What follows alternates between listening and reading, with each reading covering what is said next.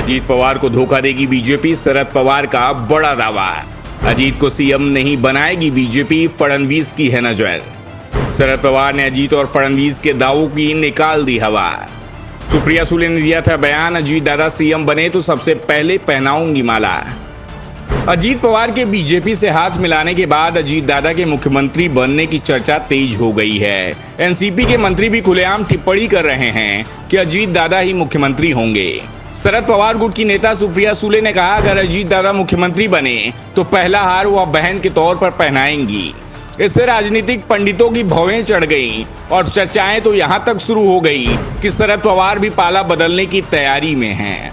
लेकिन इन चर्चाओं के बीच एनसीपी प्रमुख शरद पवार ने बयान दिया है। शरद पवार ने साफ कर दिया है कि अजीत पवार के सीएम बनने की बातें हो रही हैं, जबकि हकीकत में ऐसा नहीं है। अजीत पवार सीएम नहीं बनेंगे। अगले साल चुनाव है और चुनाव में जनता तय करेगी कि चुनाव में अजीत पवार को स्वीकार करना है या नहीं।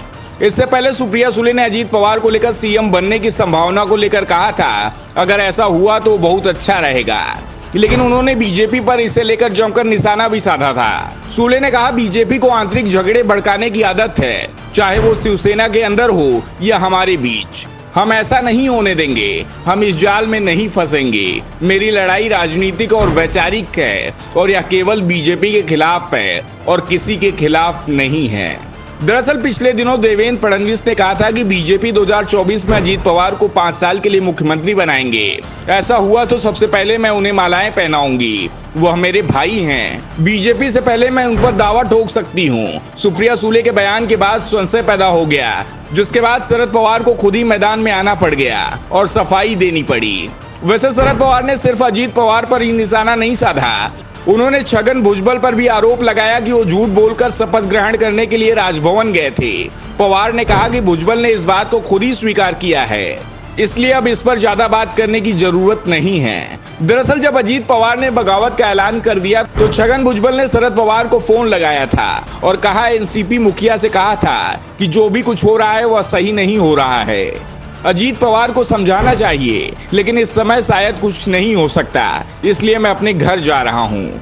लेकिन थोड़ी ही देर बाद भुजबल की तस्वीरें सोशल मीडिया से लेकर तमाम टीवी चैनलों पर आने लगी थी, क्योंकि भुजबल अपने घर जाने की जगह राजभवन में पहुंच गए थे, जहां उन्होंने कैबिनेट मंत्री के तौर पर शपथ ली। पवार ने कहा, कुछ लोगों ने बीजेपी के साथ जाने की जिद की, ये बात सच है। भुजबल का प्रस्ताव सुप्रिया सुले के अध्यक्ष बनाने का था, वो हमारा प्रस्ताव नहीं था और उनके दबाव में ही सुप्रिया सुले को कार्यकारी अध्यक्ष बनाया गया था। वैसे कार्यकारी अध्यक्ष का पद प्रफुल्ल पटेल को भी दिया गया था, लेकिन पटेल बाद में अजीत पवार के साथ चले गए।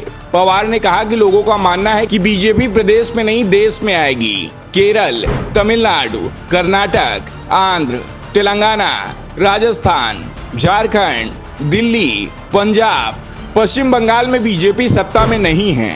गोवा में कोई सरकार नहीं थी, वहां तोड़ फोड़ कर शक्ति ले आए। महाराष्ट्र में भी ऐसा ही किया गया। मध्य प्रदेश में बीजेपी का कोई राज नहीं था, वहां कमलनाथ मुख्यमंत्री थे। वे सिर्फ यूपी में सत्ता में हैं। 70% राज्यों में बीजेपी नहीं है। ये है राज्यों का हाल। ऐसा लगता है कि यह स्थिति जारी रहेगी। मैं सवाल करता हूं कि 70% राज्यों में बीजेपी नहीं है। ऐसे में इसका असर लोकसभा चुनाव में जरूर होगा और प्रदेश की तरह देश से भी बीजेपी चली जाएगी। Bureau report, the Dhaka news.